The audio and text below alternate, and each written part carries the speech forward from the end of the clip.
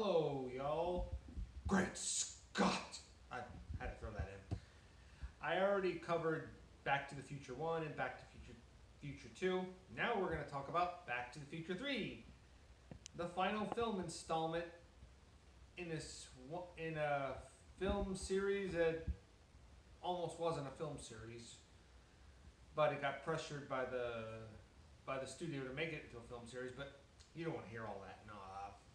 But is it really the final installment? We'll get to that in a moment.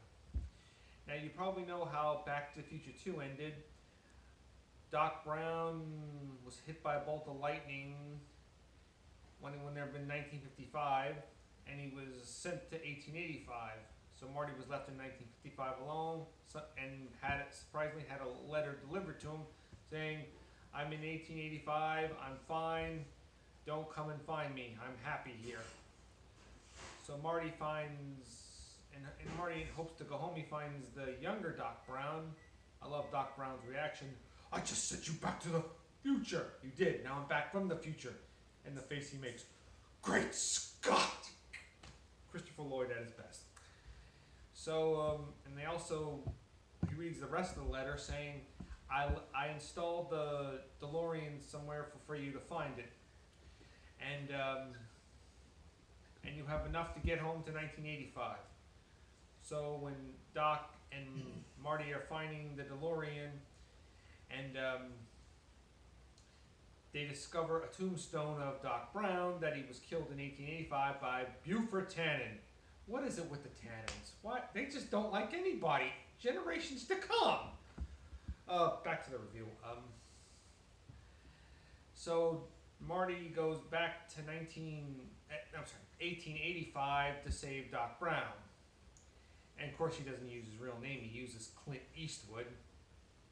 Yeah, that was funny. I'm sure they had to ask Clint Eastwood permission to do that. And it's a good thing Clint Eastwood has a sense of humor. Boy, is it ever. And a lot of other stuff happens in between. Doc Brown falls in love with a school teacher played by Mary Steenburgen. And I love their budding romance. You just instantly buy that these two have this sort of attraction to each other. They portray it so well. And Thomas F. Wilson as Buford Tannen, I gotta say, he doesn't try to do unlike his performance as Biff in 1 and 2, he doesn't try to give it a really camp-like performance as Buford. He has that sort of Western-like accent so perfectly. You forget he was the same guy who played Biff. And how will it all end? Well, I'm sure you've seen the movie already, but I'm still not going to give it away because I'm sure there's a generation of you out there that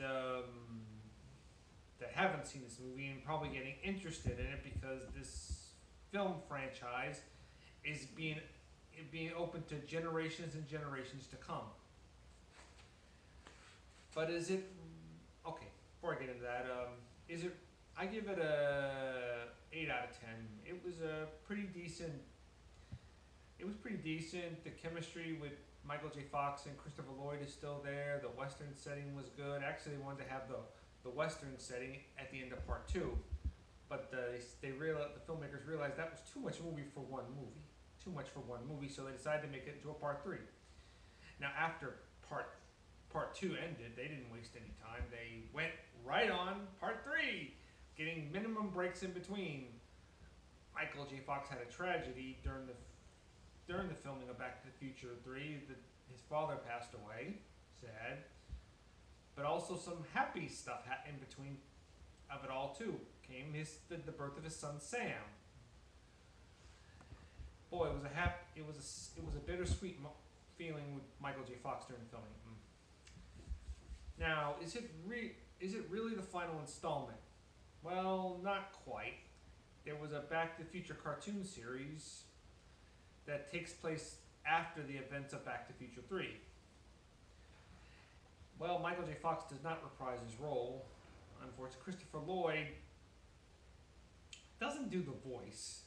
Dan Castellanetti, best known for doing Homer Simpson, did the voice of Doc Brown. I guess, but he does do the live action science segments, like Bill Nye the Science Guy sort of segments. That's what Christopher Lloyd does, make those appearances.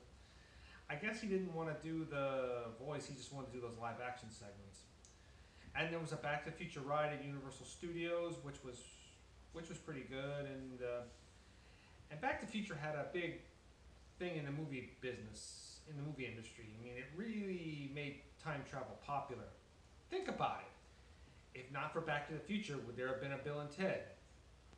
Would there have been a Quantum Leap? Would there have been a Hot Tub Time Machine? Well, that's something to consider. And, and the DeLorean makes an appearance in Ready Player One. Because Steven Spielberg helped produce Back to the Future. I think they oftenly said that Back to the Future wouldn't have gotten made if not for Steven Spielberg's help. And you look at Parzival, and he kind of looks sort of similar to a Marty McFly type thing. So Back to the Future, and not to mention there was a PS4 game. That's the closest thing to a Part 4 as you're going to get, because Michael J. Fox and Christopher Lloyd do reprise their roles in the video game. And there, one more thing about it, there was a 2015 short called Back to the Future. And it's like if, I kind of pictured it like if Marty, you remember seeing where Marty was in a car accident? Well, it's like what if Marty avoided the car accident? Oh, and two other actors reprised their role in that short movie. Claudia Wells, who played Jennifer, reprises her role, and the guy who played Goldie Wilson. Isn't it interesting? So that's my thing. Back to the Future left a big mark on the movie industry forever. It's hard to watch any time travel movie or show and not see any similarities with Back to the Future. So that's the thing Back to the Future's left on the movie industry. Now, I gotta get into two shout outs.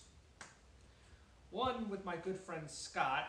You've probably seen I'm in some of his videos.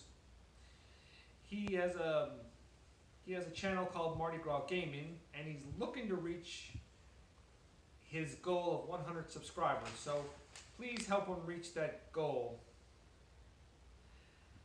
And we'll do a review of on Ready Player One with my good friend Scott. When, I don't know. And let's not leave out my good friend Mike. You probably saw in that Atari video if you were watching. He's looking to start his own channel talking about historical things and gaming stuff. What's the name of his channel? Well, he hasn't, that's kind of undecided at the moment. So, thanks for joining with me on this Back to the Future series, and I'll be back with you as soon as I can. Peace out.